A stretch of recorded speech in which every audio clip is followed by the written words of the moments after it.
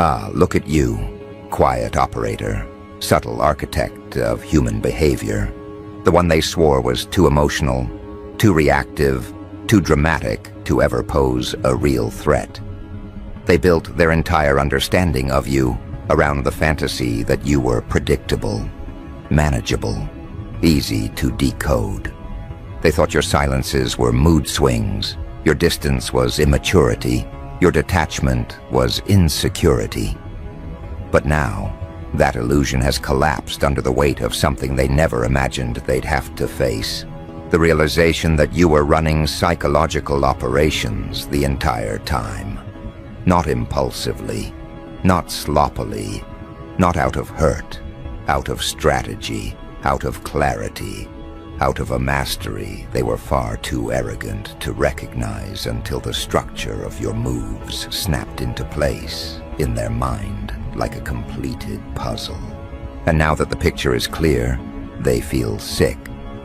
Because everything they dismissed as petty suddenly looks like precision. Everything they mocked as overreaction suddenly feels like calculation. Everything they labeled as sensitivity now feels like surveillance. They finally see you, but only because it's too late to do anything about what you've already executed. You were never their emotional mess. You were their behavioral study. You watched how they spoke to you, how they dismissed you, how they minimized you, how they weaponized your openness. And instead of responding with chaos, you responded with design. You didn't confront them, you collected data. You didn't argue, you analyzed patterns. You didn't defend yourself, you revised your access points. Every move you made afterward wasn't emotional, it was engineered. While they thought they were reading you, they didn't realize you were decrypting them, quietly, methodically, and with a level of psychological discipline their nervous system was not equipped to handle. This is what hits them the hardest now, understanding that the most innocent actions you took were actually levers, switches, disruptions. They misinterpreted your silence as submission, not recognizing it as signal control. They misinterpreted your delayed responses as moodiness, not realizing you were depriving them of the dopamine hit that kept them feeling in control. They misinterpreted your decision to stop explaining yourself as emotional withdrawal, not seeing it as information starvation. They misinterpreted your distance as detachment, not comprehending that you were stripping them of psychological access. They didn't see any of it, and now that the realization has landed, it's rewriting their entire history with you into something far more dangerous. They thought you were petty for falling silent after disrespect. Now they understand silence was your weapon. They thought you were dramatic for not responding immediately. Now they understand you were breaking their reinforcement loop. They thought you were cold for refusing to argue. Now they understand you removed their ability to manipulate you through conflict. They thought you were impulsive for cutting them off. Now they understand it was the most controlled, deliberate severing of emotional ties they've ever witnessed. And this retrospective clarity is eating them alive. Because as they race back through every moment they thought they won, they're now seeing that those moments were orchestrated to expose their patterns. They weren't victories, they were clinical observations. The truth is brutal in its simplicity. You were always 10 steps ahead, and they never realized the game was being played at all. You weren't reacting, you were conditioning. You weren't emotional, you were extracting intel. You weren't fragile, you were refining your strategy until the exact moment the psychological operation could be deployed with maximum impact and minimal effort. You made them underestimate you so thoroughly that when your detachment arrived, it felt like an unexplained collapse in their world. They never saw the setup, they only feel the aftermath. Now, sitting with this awareness clawing at the edges of their mind, They're replaying everything with forensic intensity. The conversations where you responded dryly, the messages where you suddenly took your time, the plans you stopped accommodating, the tone you shifted without announcing. They see it all now as evidence. They see the structure they missed.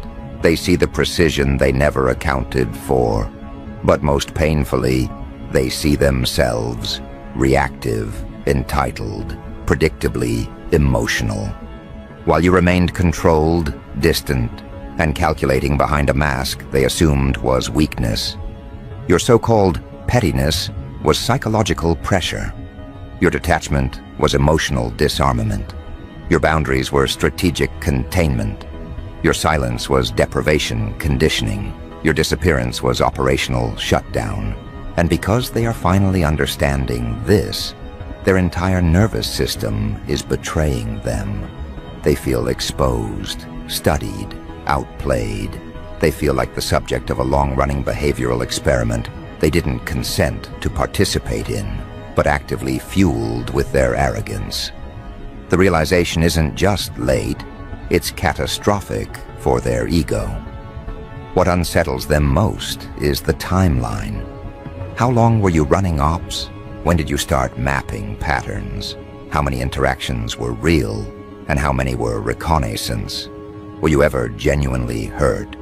Or did you simply document their tactics to prepare for an exit so clean it looked emotional, but was actually surgical?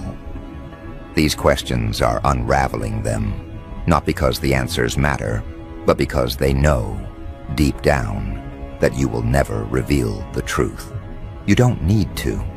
Your silence is the only confession they're ever going to get, and that silence carries more precision than any confrontation ever could. They thought they understood you. They thought they had access to your internal world.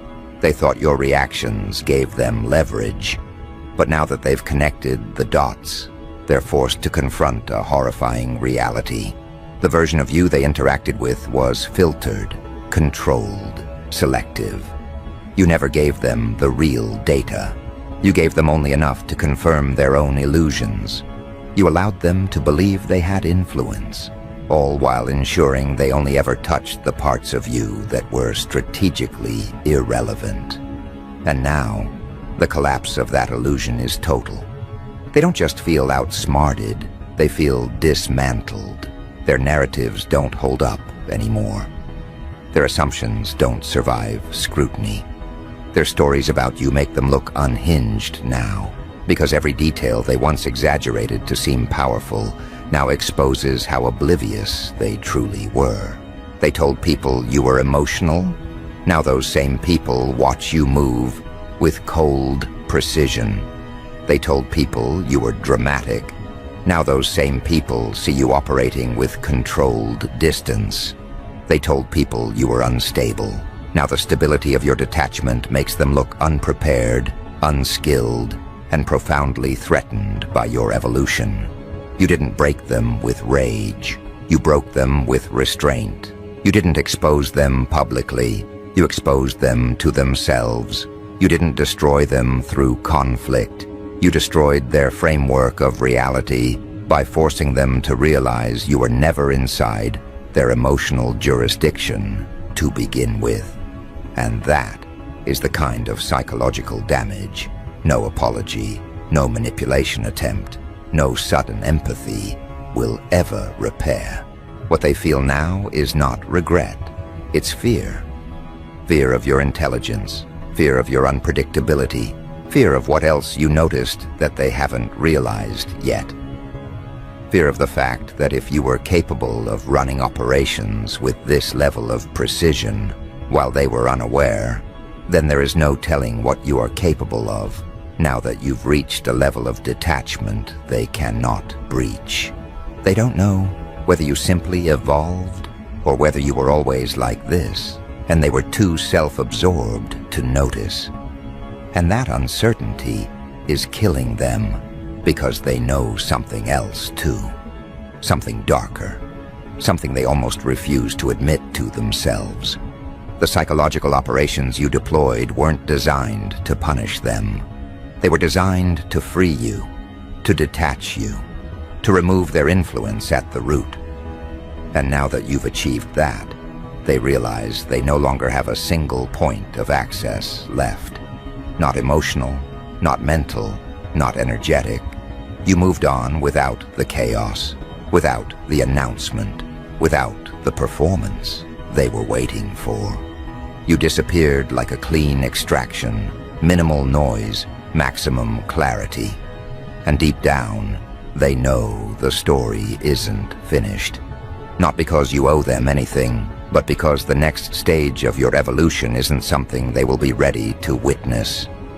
If the operations you ran while healing were this strategic, then whatever comes next will shift the entire dynamic of every connection you touch. And they feel it. A tightening, a threat, a recognition that something much larger is forming inside you. And they are no longer participants. They are merely observers scrambling to decipher a pattern that has already outgrown them. And as this realization settles into the hollow of their chest, something else begins to bloom inside them, something far more primal than regret or nostalgia. Fear rooted in understanding, not imagination. Fear born from the delayed recognition that you were never reacting. You were always orchestrating. It's dawning on them now, painfully, slowly, that the psychological operations you ran weren't temporary responses or emotional outbursts. They were phases, stages, calculated zones of observation, disruption, withdrawal, and redefinition. And the version of you they experienced wasn't the final form, it was the prototype that taught you exactly how to dismantle people without lifting a single emotional finger. They once mocked your unpredictability as immaturity. Now they understand unpredictability was your shield, your barrier, your psychological encryption. While they were watching for emotional tells, you were rewriting your internal playbook in silence. You taught yourself how to detach without collapsing, how to retreat without shrinking, how to observe without absorbing. You trained your mind to operate like a ghost, present but unreachable, perceptive but unreadable. And now that they recognize this, they're not just intimidated, they're destabilized. Because if your silence back then was strategic, what does your silence now mean? If your distance then was a psychological maneuver, what does your evolving distance imply? They can't predict you anymore because they never understood what you were doing in the first place. Their memory is not their ally in this moment. It is their enemy, replaying every miscalculation with brutal clarity. They dismissed your minimal reactions as weakness, not realizing you were training yourself to break their ability to trigger you. They misread your calmness as suppression, not realizing it was discipline. They misjudged your absence as emotional collapse, not realizing you had already left long before they noticed the empty space. And now their mind is spiraling, not from your presence, but from the cold precision of your absence. Your absence is no longer an emotional gap to them. It is psychological evidence. Evidence that they were not dealing with someone naive or wounded, but someone operating at a level of mental sovereignty they can't replicate. That's the part that haunts them, realizing that everything they interpreted through the lens of ego was actually something they were wildly unprepared for. They weren't talking to the person they thought they were overpowering. They were talking to a strategist who let them monologue long enough to reveal their weaknesses in real time. And they did, over and over, without hesitation, without caution, without self-awareness. They performed their own downfall while believing they were winning. They know this now. The dots have connected. The timeline is exposing them. The patterns are undeniable. And as they try to escape the implications, their mind keeps dragging them back to the same unsettling truth. You didn't just outgrow them, you outmaneuvered them. You didn't just remove them, you restructured your psyche in ways that erased their influence entirely. You didn't just detach, you recalibrated your entire emotional system so that their voice, their presence, their attempts at control no longer registered as even a mild disruption. You are not who they knew. You are not who they criticized. You are not who they dismissed. You are the byproduct of every strategy they pushed you to develop. The chaotic, dark humor of it all. The thing their ego cannot stomach. They were the ones who trained you into this. They forged the very intelligence that now terrifies them. Every lie sharpened your awareness.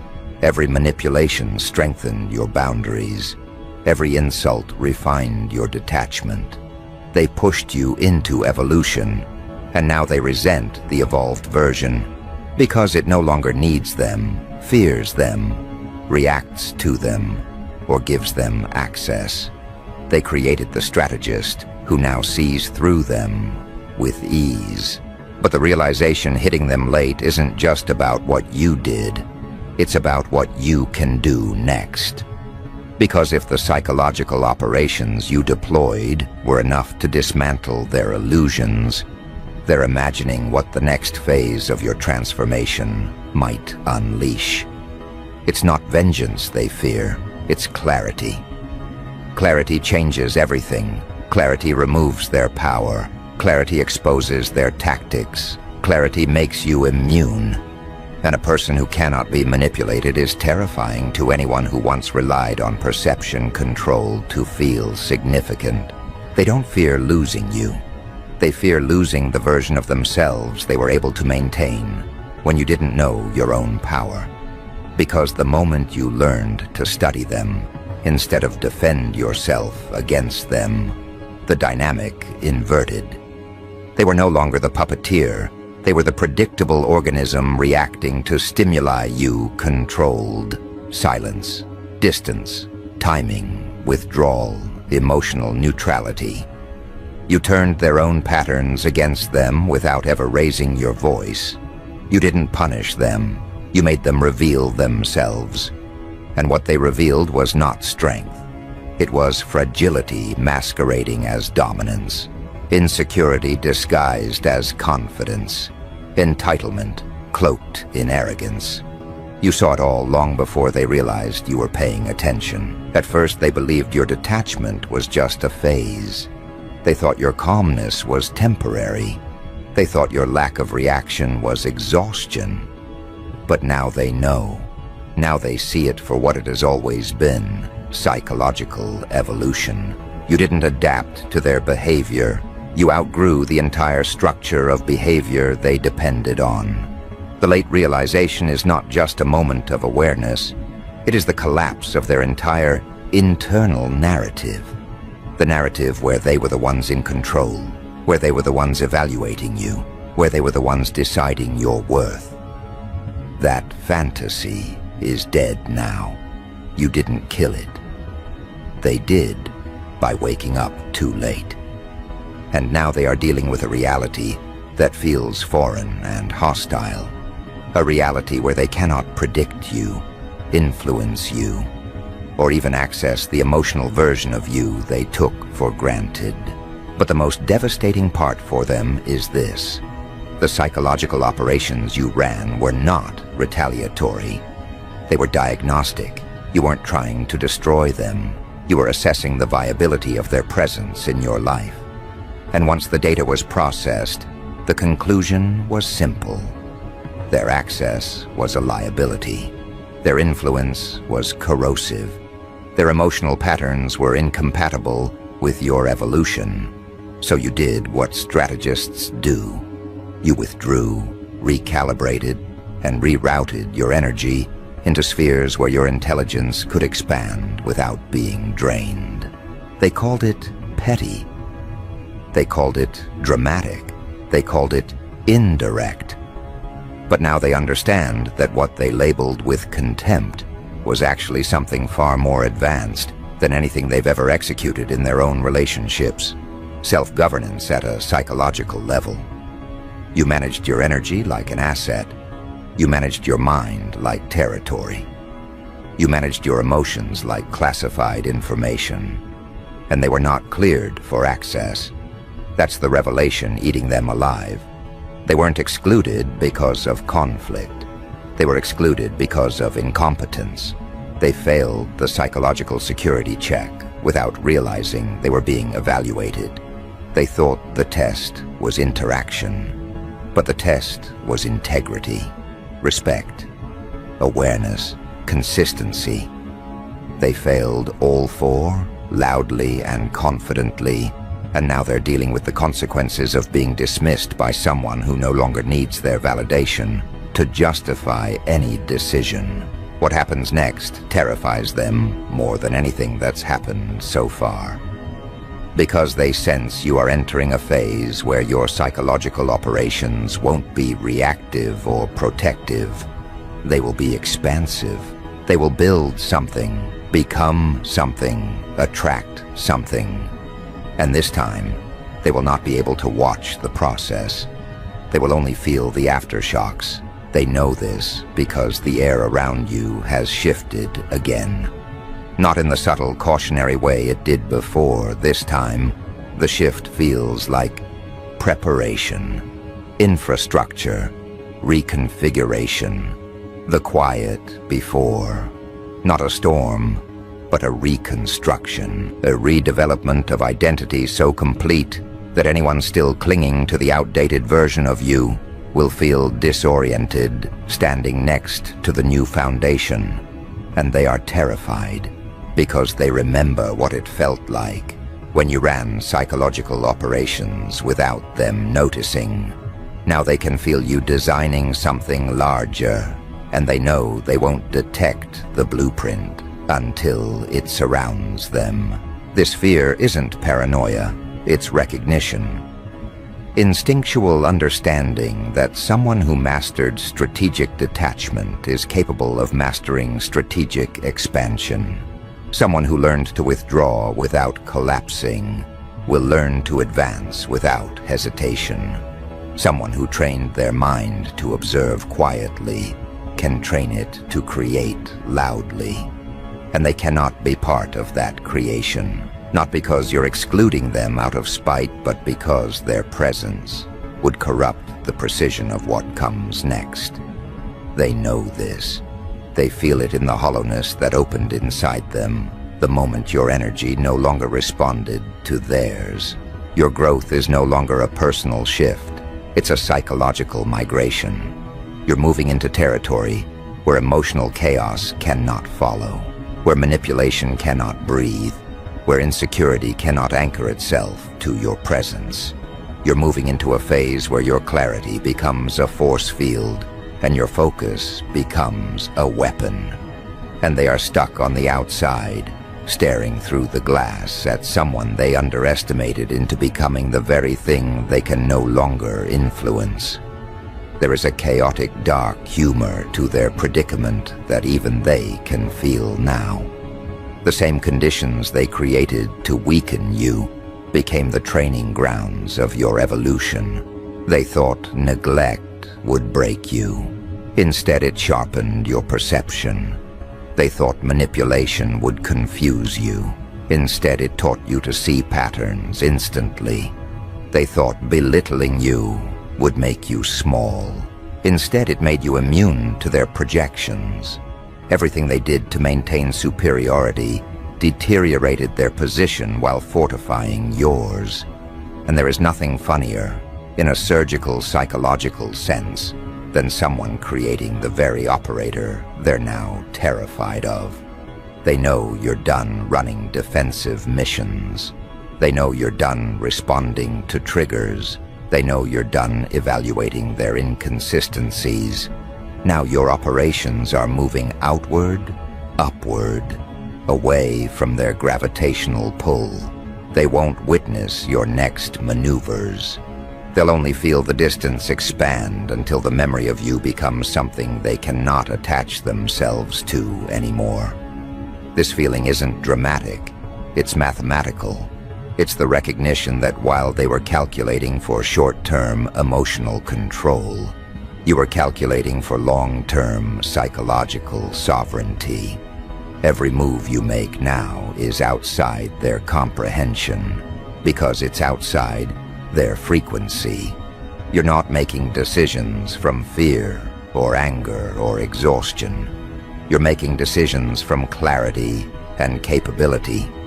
That frightens them more than anything, because clarity cannot be manipulated, and capability cannot be guilt-tripped.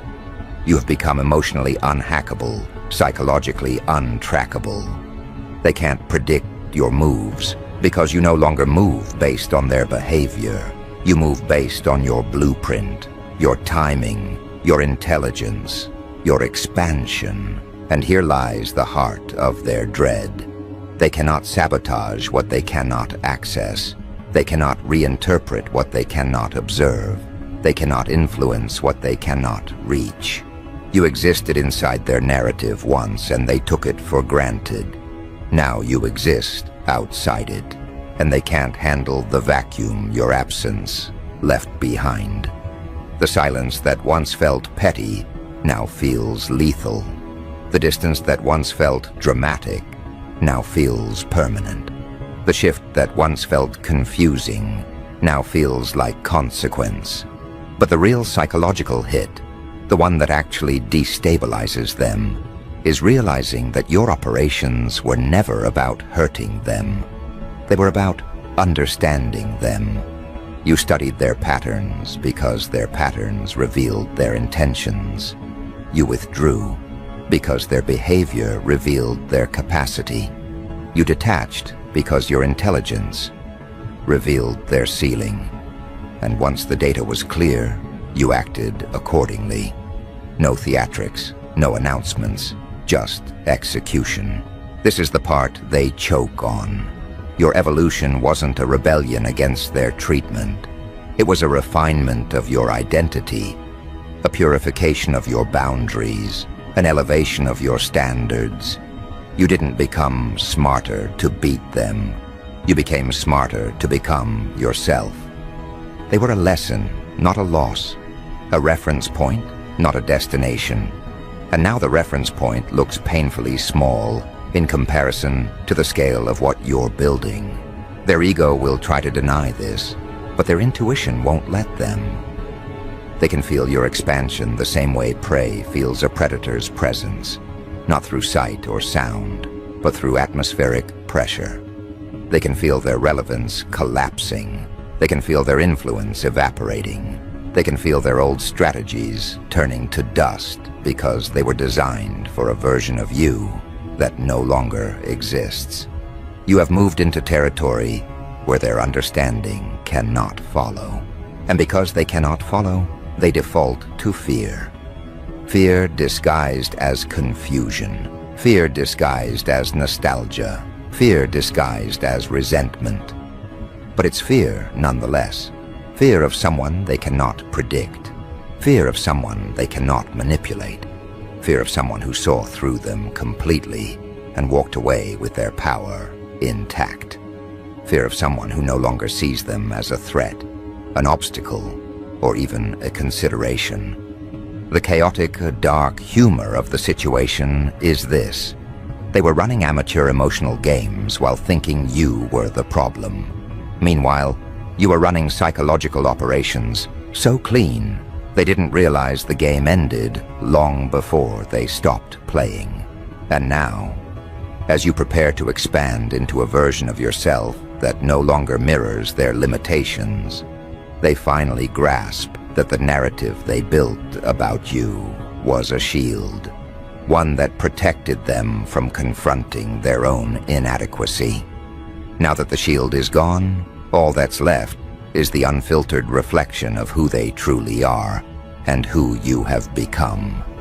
They don't want to face that reflection.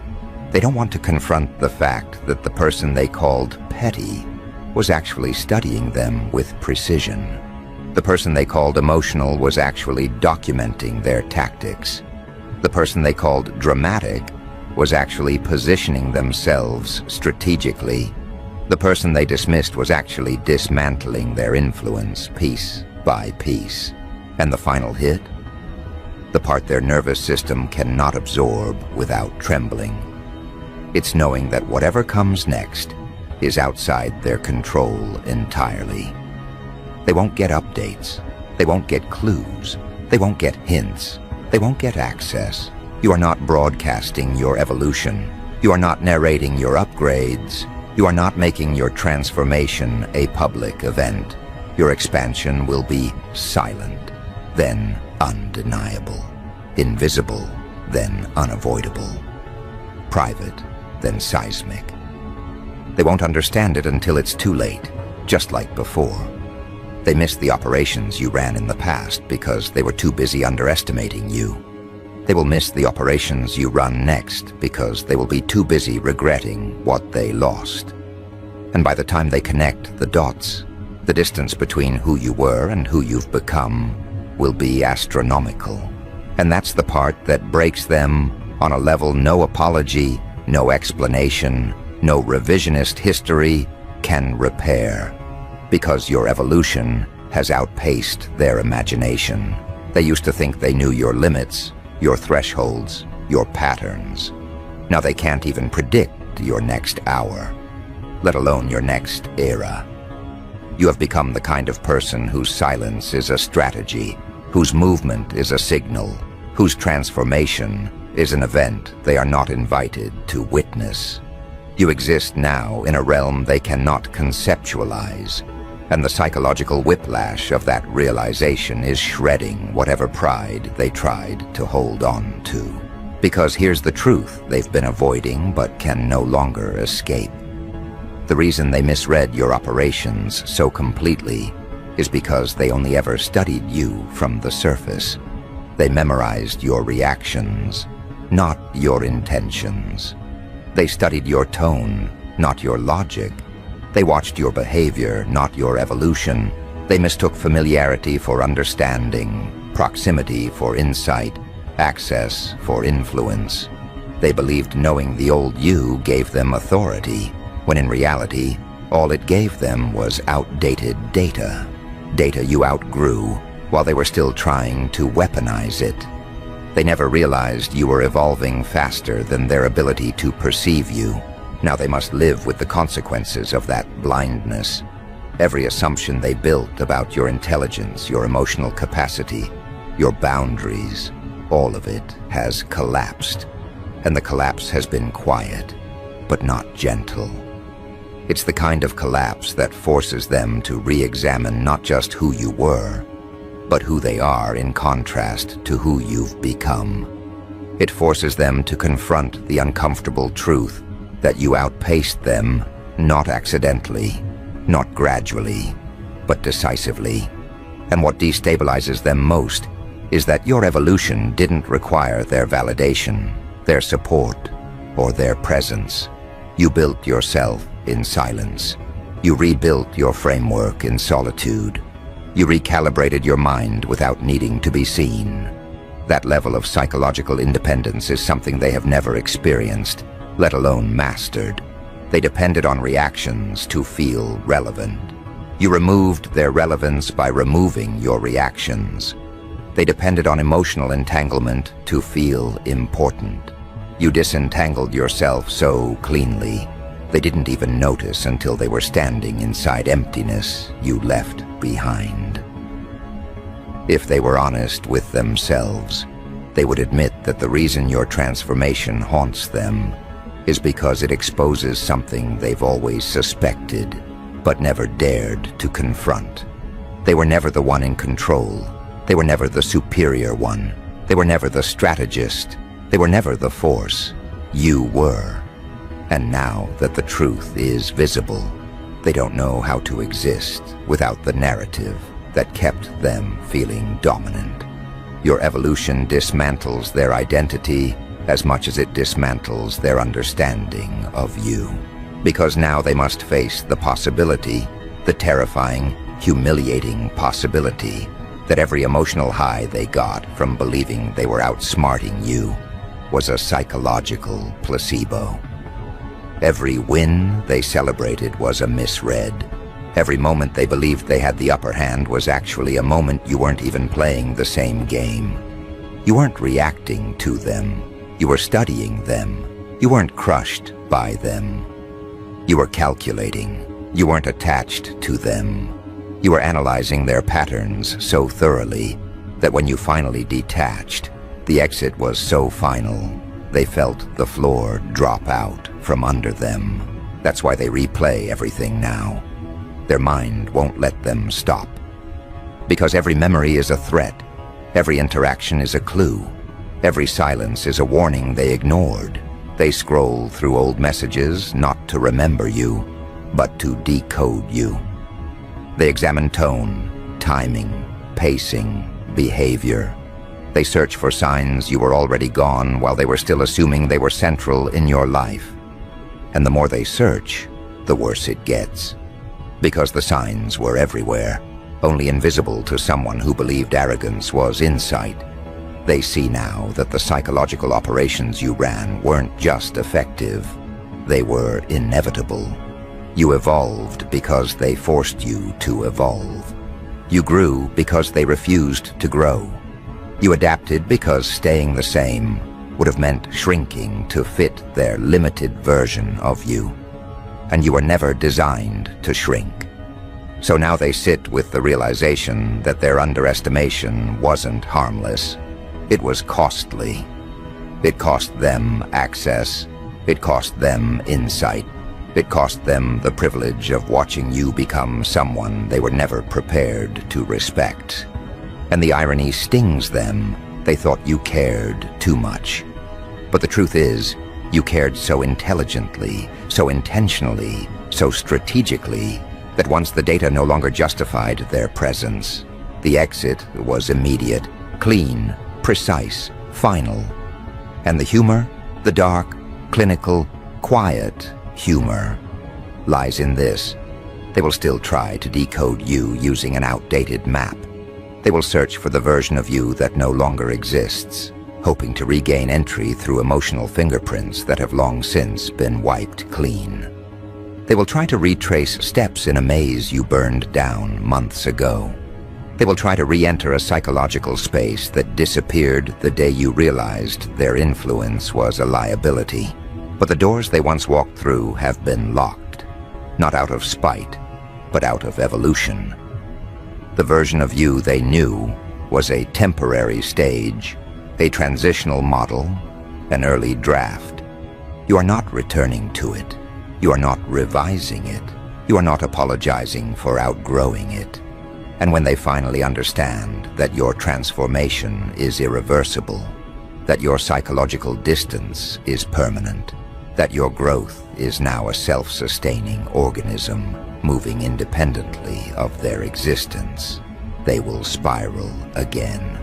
Not because you hurt them, but because they never imagined you could operate at a level where their presence is irrelevant. It hits them like a delayed detonation, the kind that doesn't make noise, doesn't break windows, doesn't leave scars on the surface, but destroys foundations underneath.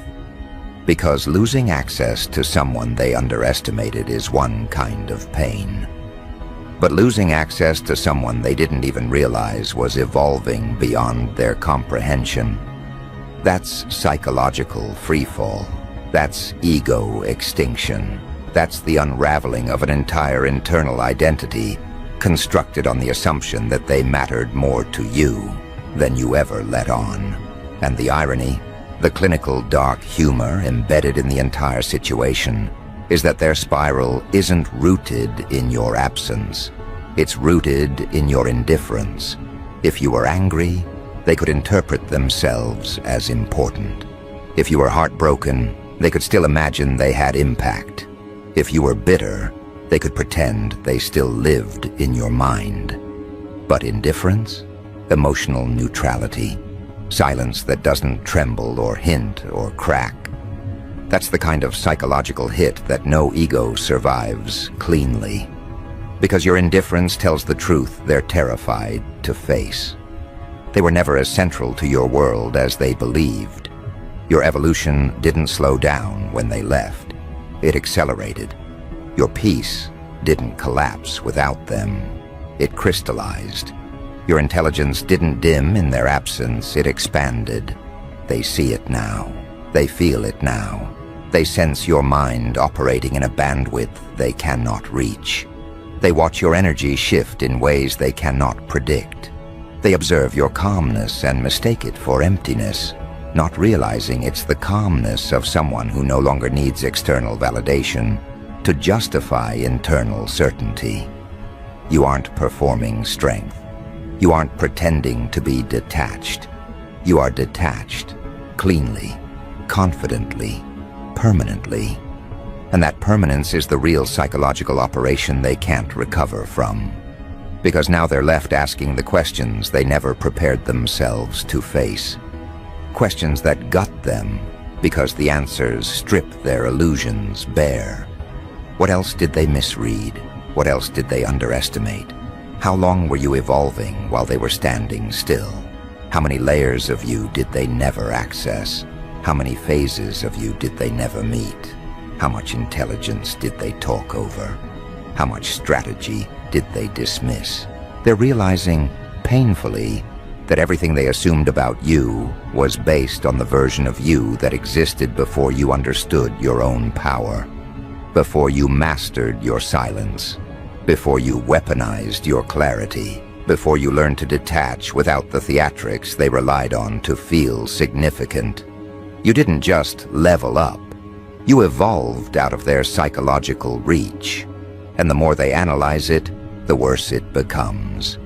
Because they see it now, the signs of your ascension were always there, hidden beneath the emotional debris they kept creating. Your restraint wasn't fear. It was control. Your silence wasn't confusion, it was discipline. Your detachment wasn't instability, it was strategy. Your boundaries weren't petty, they were the first indicators that you were done letting people with chaotic minds dictate the rhythm of your peace. They laughed at the early signs of your evolution because they thought they were witnessing collapse. They weren't. They were witnessing emergence. And now, whenever your name comes up in their mind, it no longer comes with the arrogant comfort of believing they know you. It comes with a tension, a pulse, a tightness in the chest that whispers a far more unsettling truth. They never knew you. They only knew the version of you that existed before you recognized the full reach of your own mind. That realization is the real punishment, not something you inflicted, but something their ego generated on its own. Because there is nothing more psychologically destabilizing than realizing you underestimated someone who was already 3 phases ahead. Nothing more humiliating than recognizing the petty behavior you mocked was actually preparation for a transformation you can no longer participate in. Nothing more sobering than confronting the fact that the person you tried to dominate was the one quietly documenting your weakness in high definition. Now they carry that knowledge like a weight they cannot drop.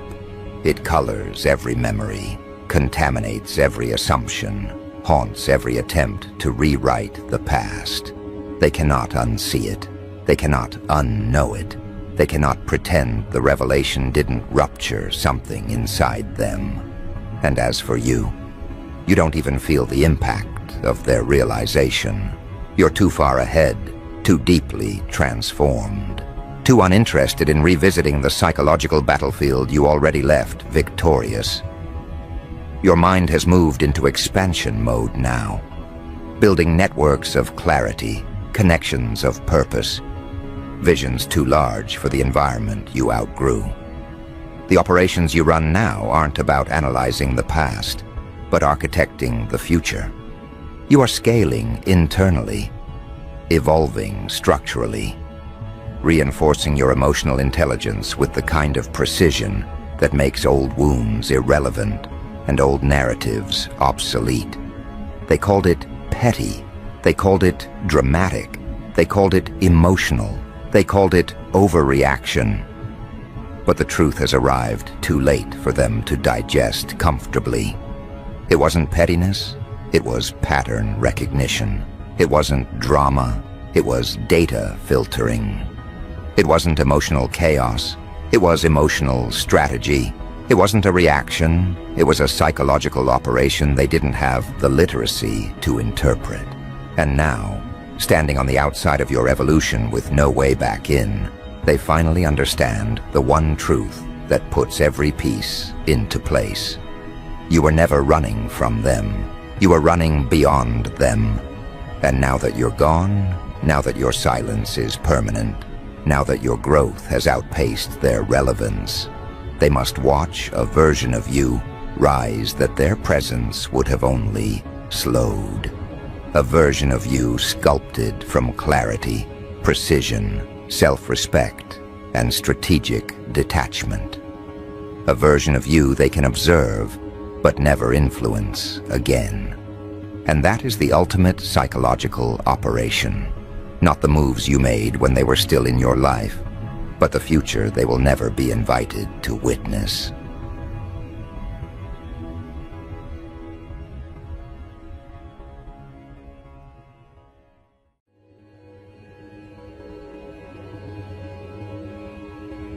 Well, well, well.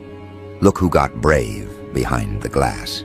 Look who mistook a screen for a throne and a private chat for a command center. Hello, you beautifully inconvenient problem in their neat little universe. Yeah, you. The one they checked on once, then twice, then every day like it was a medication they hate taking but can't stop.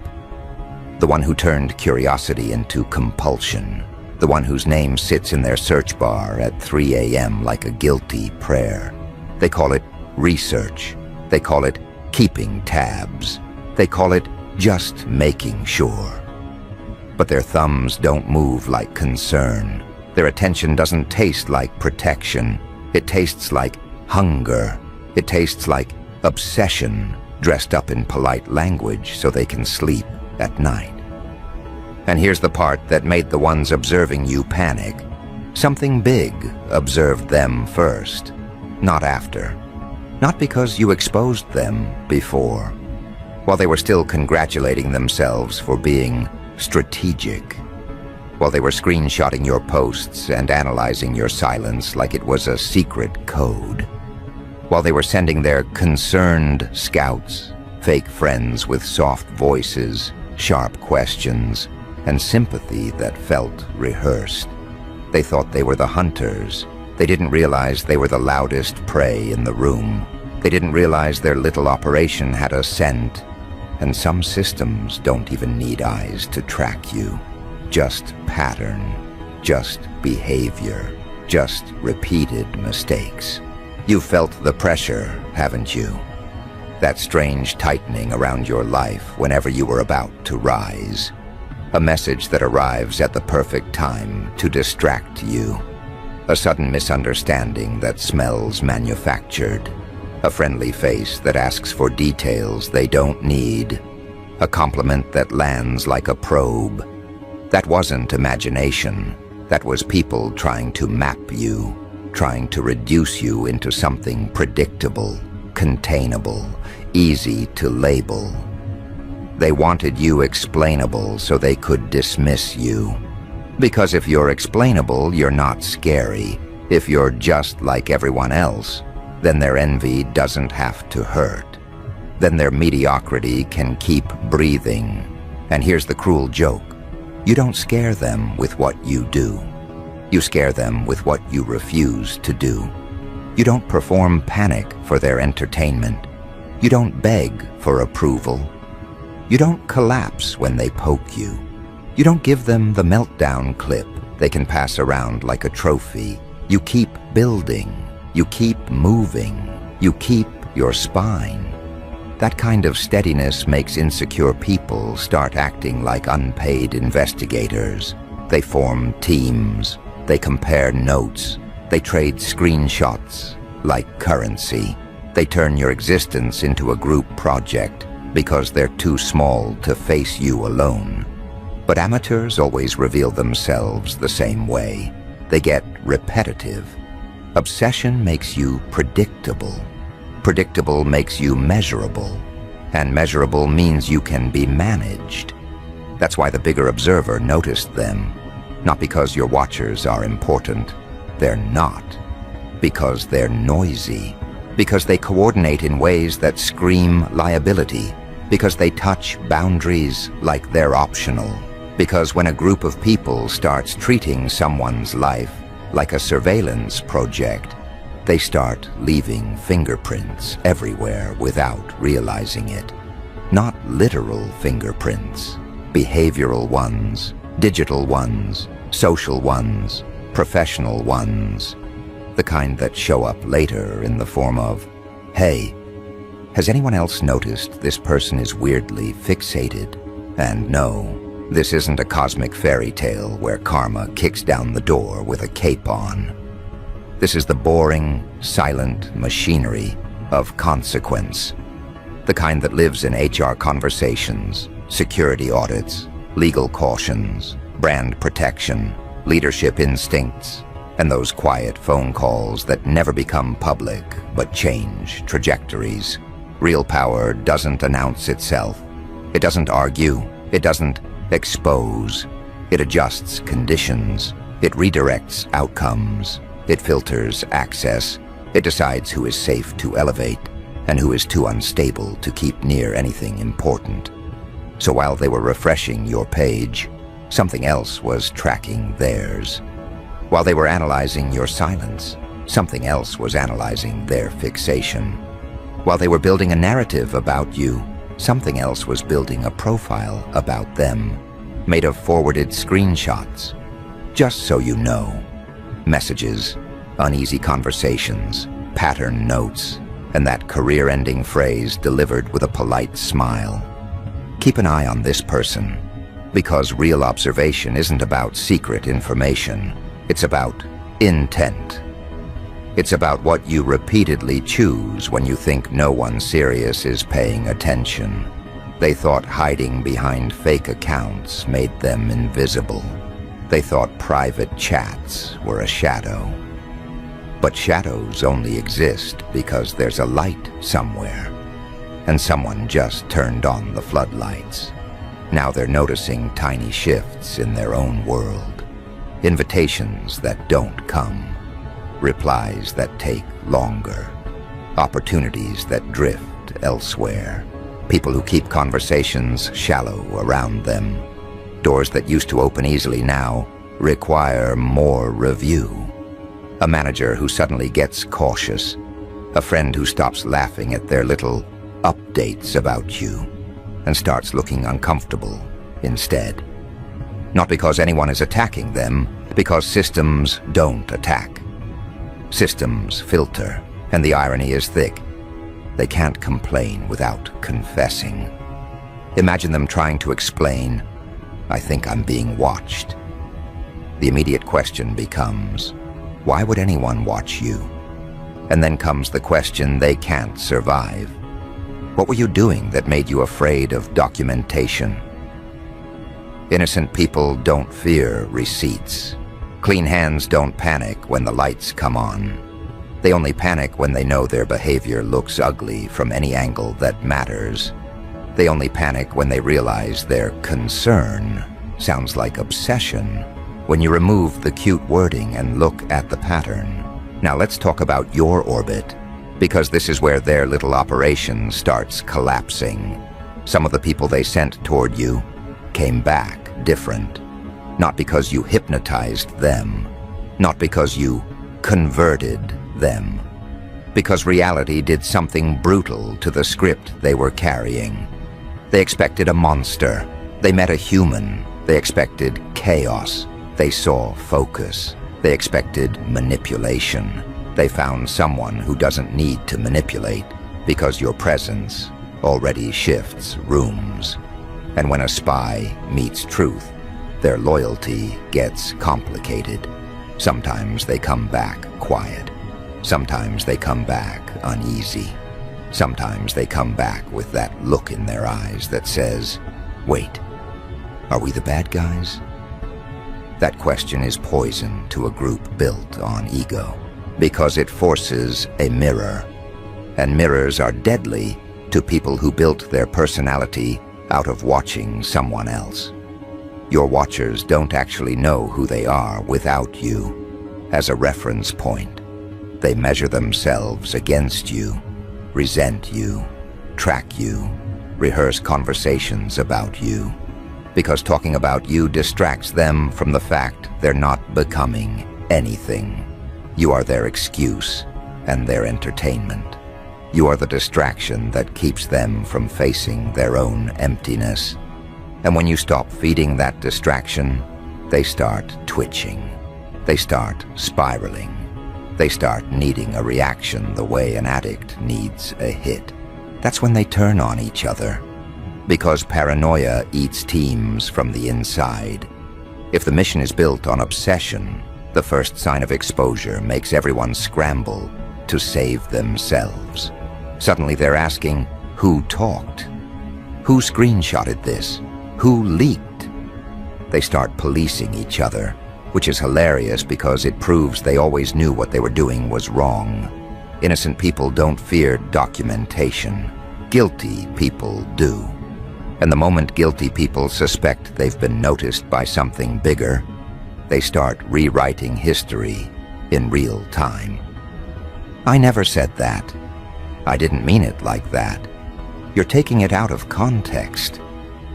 The classic songs of people who relied on darkness, then got shocked by light. And here's the darker, funnier layer. You didn't even have to fight back. That's what's driving them insane. You didn't go nuclear. You didn't make a spectacle. You didn't beg for sympathy. You didn't build your identity around being hunted. You did the worst possible thing to people who survive on attention. You became boring under scrutiny. Clean, consistent, restrained. You starved them of the only thing they truly wanted, your emotional energy. You refused to give them the satisfaction of watching you bleed in public. You kept your dignity so intact that their obsession started looking embarrassing, even to the people who used to clap for it. And the bigger observer, the something big, isn't impressed by their speeches, their captions, their sudden growth posts, their fake peace. It watches the pattern, who they target, how they coordinate, what boundaries they cross, how they respond when they don't get access, how they behave when they think a screen makes them untouchable. Once a system learns your pattern, you can't talk your way out of it. You can't motivational quote your way out of it. You can't pretend it was just jokes when the pattern shows intent. You can only stop or get managed. And being managed is humiliating because it looks like bad luck from the outside, while feeling like suffocation on the inside. So here's what's happening right now. Beneath all the noise they try to create, the weight is sliding back onto them, slowly, quietly, like gravity returning to the object that thought it could float forever. And the next time they open their group chat to run their little briefing on you, they're going to notice something colder than silence. Caution, short replies, missing enthusiasm. People suddenly remembering there are consequences for being the kind of person who spends their life watching someone else instead of building their own life. They're going to feel it in the way the room doesn't echo back the same. They're going to feel it in the way even their own allies start typing, then deleting, then going quiet. And that's when the panic turns real. Because if they've noticed the shift, they're going to do what obsessive people always do when they feel the leash tighten. They're going to make one last move to prove they still have access, one last probe, one last innocent reach, one last test to see if you'll react. And the second they do, they're going to learn the difference between being curious about you and being flagged as a problem. Because the bigger observer has been waiting for exactly that. One final data point, one final confirmation of intent, one final step that turns suspicion into certainty. And the moment that step happens, the next phase doesn't start with an explosion. It starts with a door quietly locking behind them. And you're going to feel the air change before you even know why. Because what happens next flows straight out of what they choose in that last desperate reach. And that last desperate reach is never as subtle as they think. It always wears the same cheap perfume. Hey, just checking on you.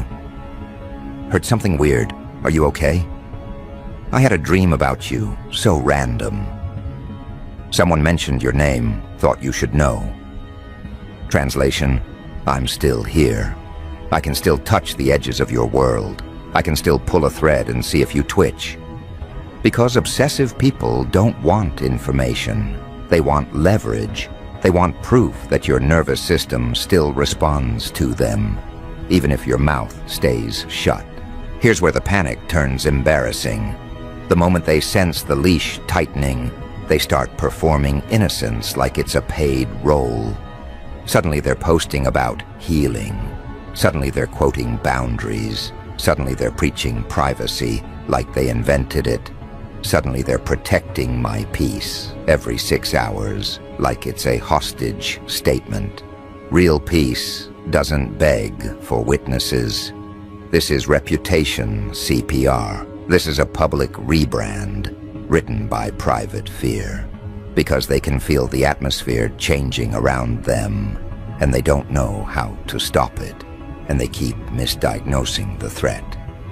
Because ego makes people stupid in the most predictable way. They think you did something. They think you reported them. They think you called a powerful friend. They think you're plotting revenge. They cannot accept the simplest truth. You didn't need to lift a finger. Their own pattern got them noticed. Their own obsession did the paperwork. Their own group chat wrote the confession. The bigger observer didn't wake up because you screamed. It woke up because they couldn't stay quiet. That's the difference between amateur watching and real observation. Amateurs watch for gossip. Real observers watch for pattern. Amateurs want screenshots. Real observers want intent. Amateurs want drama. Real observers want risk reduction. And your watchers, these midnight investigators with shaky hands, have been gifting intent like it's a holiday. Every refresh, every burner account, every accidental run-in, every proxy they send to fish for details, every coordinated pylon they call just joking. They've been leaving fingerprints in places they didn't even realize had cameras. The bigger observer isn't impressed by their stories, because stories are excuses people tell themselves to stay comfortable. It doesn't care if they claim it was concern. It doesn't care if they swear it was curiosity. It looks at the output, how many times, how coordinated, how long, how invasive. Who do they recruit? What boundaries do they cross when they think no one serious is watching? Because that's the real test. People reveal who they are when there's no immediate consequence, and your watchers have been revealing themselves on repeat. Now let's get specific about what something big actually looks like. Because your watchers imagine spy movies, cloaks, secret handshakes. Reality is more humiliating than their fantasies. It's boring adults with responsibilities who don't tolerate instability near anything valuable. Security teams who don't want reputational risk. HR professionals who can smell fixation through a smile. Legal teams who hear coordinated harassment and immediately think liability. Platform safety teams who track brigading patterns, even when accounts rotate names and avatars like masks at a costume party. It's also social systems that don't need badges. friends who get tired of hearing your name every day, colleagues who notice someone's eyes light up with a strange heat when you're mentioned, partners who start asking, "Why do you care so much?" Family members who feel secondhand embarrassment at the obsession, people in their circle who quietly get disturbed and start saving messages just in case, not out of loyalty to you, out of self-preservation, because obsession is contagious and nobody wants to be collateral damage when it finally blows back. Once those notes start moving, your watchers don't get exposed. They get deprioritized. They get slowed down. They get filtered. They get handled with caution. And in a world where access is everything, caution is a cage. That's why their panic leaks sideways. They don't approach you directly because cowardice is part of the profile. They circle. They send proxies. They use mutuals like fishing lines. They try to gather information through third parties, then pretend it was accidental, like their curiosity just happened to trip and fall into your orbit again, because they're still trying to win the old game. If you snap, they get a story. If you explode, they get to point and say, "See, we were right." If you fight, they get to play victim. If you collapse, they get to celebrate. But if you stay calm, if you stay boring under surveillance, you leave them nothing but their own ugliness. And that is the worst outcome for an obsessive person, being forced to stare at themselves with no distraction. They need your reaction so they don't have to reflect. They need you to burn so they can pretend they're firefighters. The bigger observer loves your calm because calm creates clean data. Calm removes noise. Calm turns you into the control group. They become the experiment. And obsessive people cannot tolerate being the experiment, because it means the spotlight is finally on their behavior, not your existence. So they escalate. They recruit more eyes. They embellish stories. They inflate lies. They build a mythology where you're a villain, a threat, a problem they must manage. Not because you did anything, but because your silence makes them feel seen. And insecure people treat being seen like an attack. Here's a detail that makes them sick. Sometimes the something big doesn't even have to decide manually. A lot of systems are designed to notice red flags repeating, unusual traffic patterns, coordinated reporting, sudden bursts of attention from clustered accounts, repeated contact attempts after being ignored, patterns of harassment across time. It's not romantic, it's mathematics. And mathematics doesn't care about their excuses. So when they make that last probe, the one they think is small, it lands like a neat little confirmation in a ledger that doesn't forget. And once an alarm triggers, it doesn't mean a superhero arrives. It means a file starts, a note gets made, a ticket gets created, a manager gets looped in, a compliance officer asks a quiet question, a platform assigns a risk score, a team flags an account cluster, a workplace quietly decides, we don't need this person near sensitive projects. Your watchers hate this part because it's boring. They wanted drama. They wanted you to react. Instead, the consequence arrives like paperwork, and paperwork is forever. And this is the part they can't stand. The bigger observer doesn't need to hate them to end them. It only needs to classify them. Once you're classified as unstable, fixated, and comfortable with coordinated harassment, you become expensive to keep around. You become a risk that has to be managed, a fire that might spread, a headline waiting to happen. So your watchers get quietly moved away from anything that matters. Not punished in public, not dragged on a stage, just redirected slowly into smaller rooms everywhere with lower trust, fewer permissions, and less oxygen. The cage is administrative, and it's brutal. Watch the exact moment their group chat energy changes. It's subtle. Fewer jokes, more "be careful." Someone typing, "Yo, chill with that." Someone else saying, "Delete that." A new tone. The tone of people suddenly remembering consequences exist. And then the first time someone says the quiet part out loud, the spell breaks. What if this comes back on us? Once that sentence enters the room, the fantasy dies. The whole operation was built on the belief they could do this forever, with zero cost. The moment cost becomes imaginable. Loyalty starts sweating. Fear turns teams into paperwork machines. Not dramatic betrayals, boring ones. Casual, just a heads-up messages. Forwarded screenshots to someone who actually has authority. A quiet conversation with a manager. A colleague mentioning it to HR as a concern. A partner asking a lawyer friend a hypothetical. A friend saving messages in a folder labeled something innocent, like MISC. Obsessive people think betrayal looks like a knife. In reality, betrayal looks like a timestamp, a screenshot, and a person saying, "I don't want this near me." And here's the comedy. While they're still watching you, they start watching each other. They track who viewed the story. They check who's still loyal.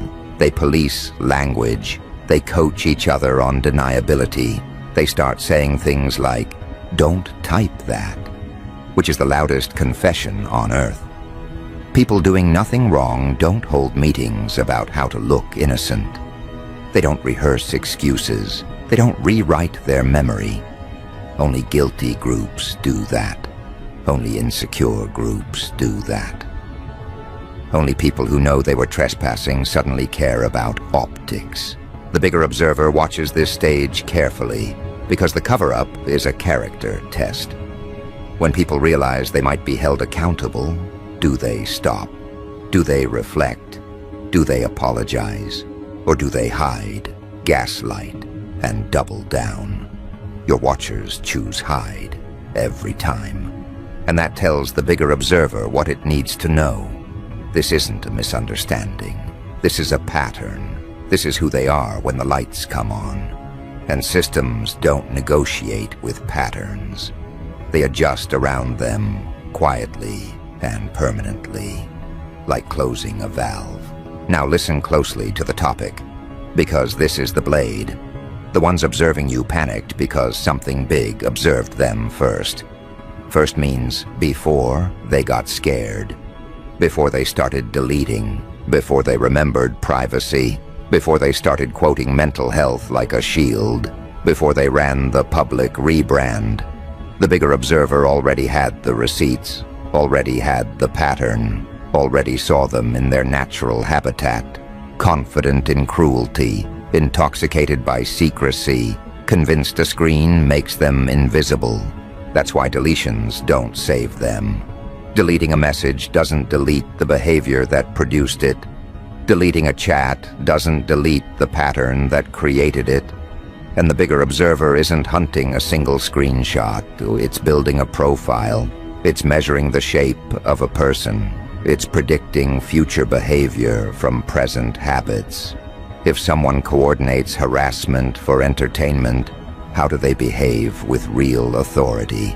If someone stalks for ego, how do they handle sensitive information? If someone needs a target to feel alive, what happens when they're given a position where people depend on them? So what happens next isn't a dramatic gotcha. It's a quiet narrowing of their world. Opportunities that almost happen but don't. Collaborations that pause. Invitations that stop arriving. References that go lukewarm. Background checks that take longer. Projects that get reassigned. A manager who suddenly documents conversations. A policy reminder that feels oddly specific. Nothing they can point to and scream persecution. Just 1,000 tiny adjustments. that add up to a completely different trajectory. And because they're addicted to control, they'll blame anything but themselves. They'll blame you because ego needs a villain. They'll blame haters. They'll blame the algorithm. They'll blame the economy. They'll blame energy. They'll even blame spiritual warfare, which is always funny coming from people who tried to weaponize attention like a curse. They will blame the weather before they blame their own obsession, because admitting the truth would mean admitting they were the unstable variable all along. Meanwhile, you're doing the most dangerous thing you can do to a parasite. You're not reacting. You're not feeding it. You're building your life like their obsession is background noise, because that's what it is.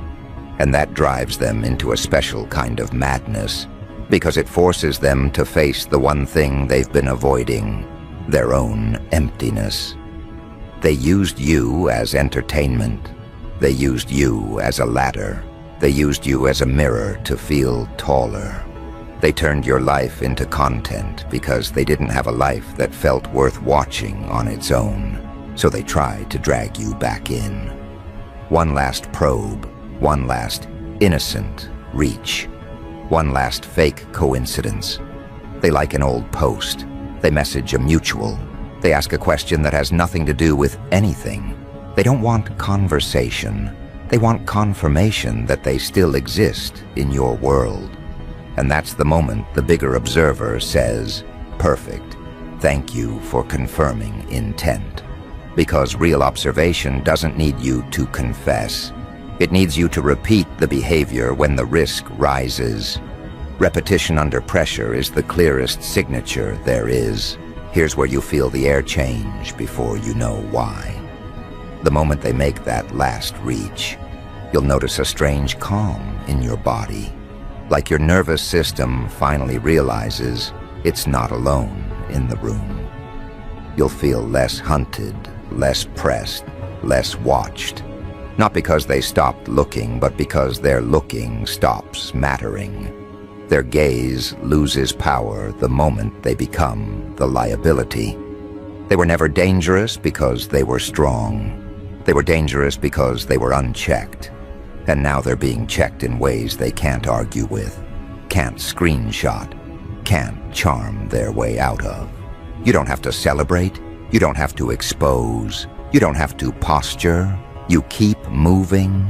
You respond with absence, with the kind of non-reaction that feels like a courtroom. You don't announce them. You don't write a thread. You let the door close and you keep walking. And to an obsessive person, that feels like death, because it confirms the one thing they fear most. They never had control. They never had access. They were only ever trespassing, and trespassing always ends the same way, with the property owner not even needing to raise their voice. So watch how they start to unravel. Watch how their confidence turns into caution. Watch how their jokes turn into whispers. Watch how whispers turn into deletions. Watch how deletions turn into paranoia. And watch how paranoia turns them into the very thing they accused you of being: unstable, obsessed, unsafe. They will keep trying to prove they still have access, and every attempt will only make the profile clearer. Every attempt will feed the bigger observer one more data point, one more confirmation, one more reason to tighten the quiet net around their options. Because that's the brutal truth about being observed by something bigger. It doesn't rush, it doesn't rage, it doesn't miss. It waits for the pattern to complete itself, then it moves with quiet finality. And as your watchers scramble to pull you back into their little theater, they don't realize the board has already shifted under their feet, and the next small move they make, the one they swear is harmless, is about to trigger the kind of consequence that doesn't look like punishment at first, until they turn around and realize the door behind them has been locked for a long time. Doors don't slam when real power closes them. They seal. They slide shut without sound, like a vault deciding you no longer qualify as trusted. And the funniest part is, your watchers never notice the exact second it happens. They only notice later, when they reach for the same old strings, and the strings aren't attached anymore. They tug harder. Nothing. They try a different angle. Nothing. They send a proxy with a friendly face and a just checking on you script. And the proxy comes back with no story, no leverage, no useful reaction to report. Just emptiness. And emptiness is terrifying to people who survive by pulling threads. Obsessive people don't want information. They want leverage. They want proof that your nervous system still responds to them, even if your mouth stays shut. So they run the last play in the book. The innocent reach, the random message, the nostalgia bait, the fake concern, the compliment that smells like a trap. They want a reaction, any reaction, because reaction is oxygen to a parasite. If you react, they can crawl back to their group chat and say, "See, we still matter. We still have influence. We can still touch the edges of their world." If you don't react, they have to face the truth. They were never powerful, just noisy. But here's the difference between curiosity and a problem. Curious people stop when a boundary appears. Problems treat boundaries like an insult. Problems escalate. Problems recruit. Problems coordinate. Problems hide behind "we're just worried," while their behavior looks like a stalking hobby dressed up as a wellness check. And your watchers have been loud about it for too long. They assumed secrecy. They assumed nobody serious was paying attention. They assumed a screen makes them invisible. Screens don't hide patterns. Screens record them. So watch what fear does to their personality. It turns them cosmetic. They start performing innocence like it's a job. Suddenly they're posting about healing. Suddenly they're quoting privacy. Suddenly they're preaching, "Mind your business," like they didn't build a whole identity around minding yours. They become loud about peace because they can feel their peace cracking. This is reputation CPR. This is a public rebrand written by private dread. And it won't save them, because the bigger observer doesn't evaluate outfits. It evaluates behavior, movement, pattern, intent. Real observation is boring. It doesn't need drama. It doesn't need revenge. It needs classification. Once a person gets classified as fixated, unstable, and willing to coordinate harassment, they become expensive to keep near anything valuable. That's where consequences begin. Not in public humiliation, but in quiet filtration. Invitations dry up. Doors that used to open easily now require review. Connections go lukewarm. Background checks take longer. A manager starts documenting conversations. A colleague stops laughing and starts watching. People don't want chaos near their names. People don't want liability near their money. People don't want instability near their peace. And your watchers become a walking risk assessment. And the best part, the part that makes your watchers feel insane, is that they can't complain without confessing. Imagine them trying to explain, "I think someone is watching me." The immediate question becomes, why would anyone watch you? Then comes the question they can't survive. What were you doing that makes documentation feel like a threat? Innocent people don't fear receipts. Clean hands don't panic when the lights come on. Only people who know their behavior looks ugly from any serious angle start sweating when the room gets quiet. Meanwhile, your life starts to feel lighter in a way you didn't even know you needed. Fewer weird coincidences, fewer random messages that feel like probes, fewer mutuals delivering updates like they're reporting from a battlefield, less noise at the edge of your day. Not because your watchers became moral overnight, but because their resources start shrinking. Their little operation turns into a lonely hobby, and hobbies get abandoned when they stop making you feel powerful. The moment their obsession stops feeding their ego, it collapses under its own stupidity. And here's the dark humor that lands like a blade. Your watchers thought your life was the movie. They thought they were the directors, but they were always just extras, and the bigger observer is the editor. It cuts their scenes quietly, not with explosions, with silence.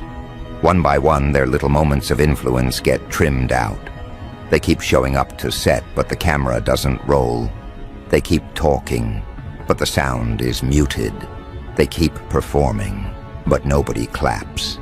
That's what it looks like when the world stops giving them clean angles to reach you. Now let's be clear. You were never helpless. You were never powerless. You were simply outnumbered by boredom and insecurity for a while. People mistook your patience for weakness because they don't understand restraint. They don't have it, so they can't recognize it. But the bigger observer recognized it immediately. Restraint is rare.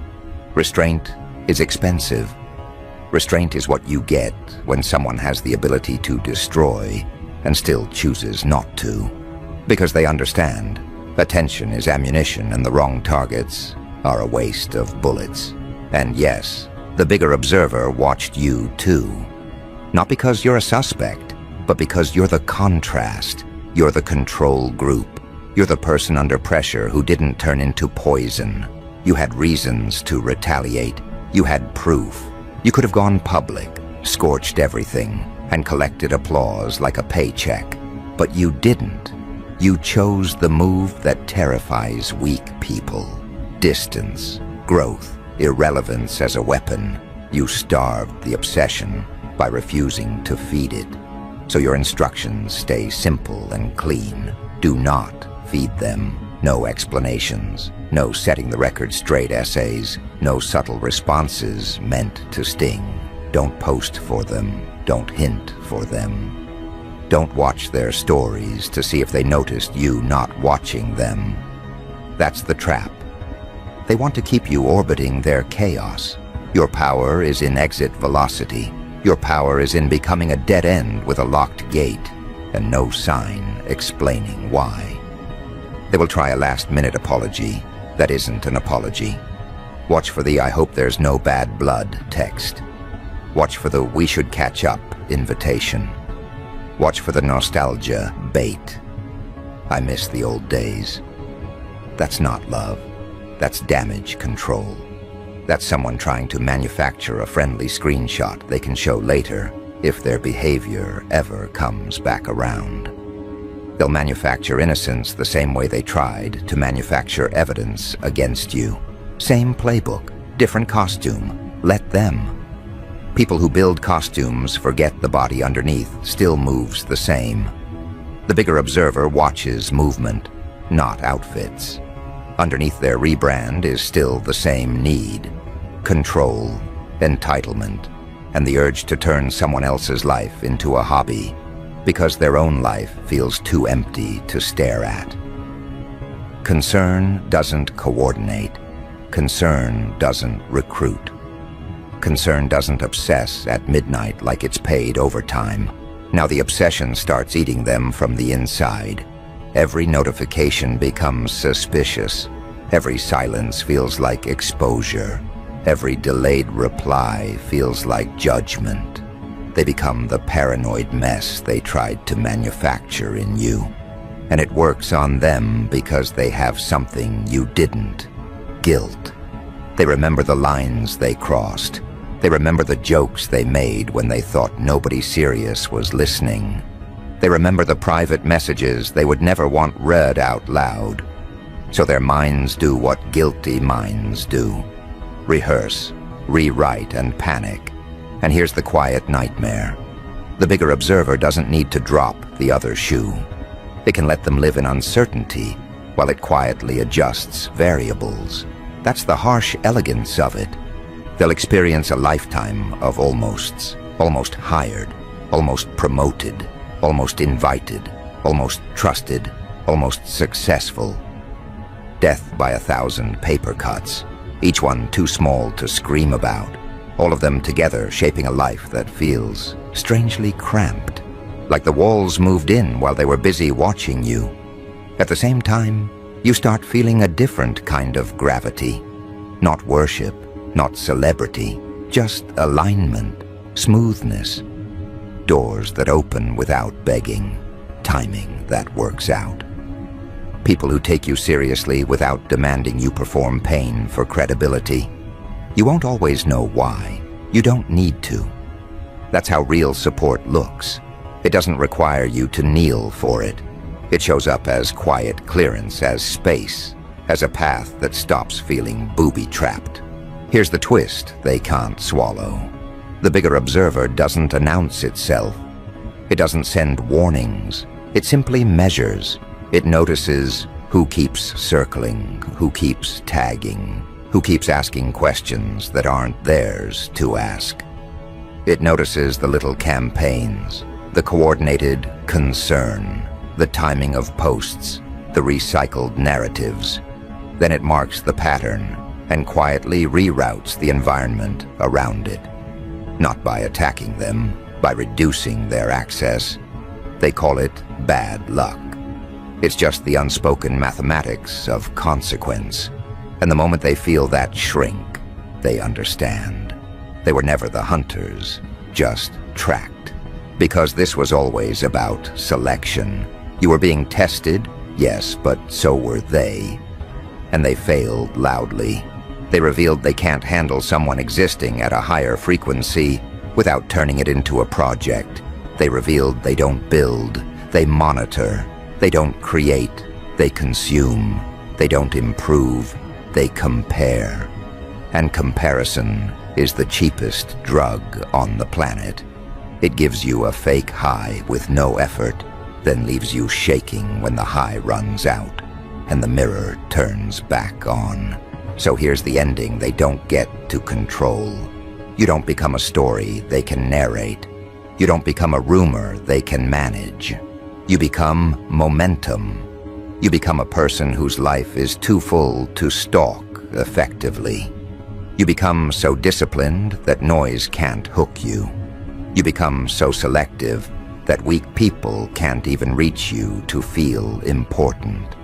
And when they finally understand that something big observed them first, that their obsession has been recorded in ways they can't edit, they will do the only thing they should have done at the start. Walk away and hope nobody remembers. Let them pretend. Their panic is not your responsibility. Their discomfort is not your burden. Your job is to keep your head down and your standards high. Keep moving. Keep building. Keep your boundaries quiet and absolute. Because the most violent thing you can do to someone who tried to own your attention is to live well without acknowledging their existence. So if you feel the air changing, don't mistake it for danger. That's space. That's pressure leaving the room. That's the part of your life that was being crowded by small people, finally opening up again. Let the silence return. Let the noise starve.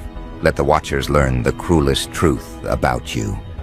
You don't need to punish them. Reality will.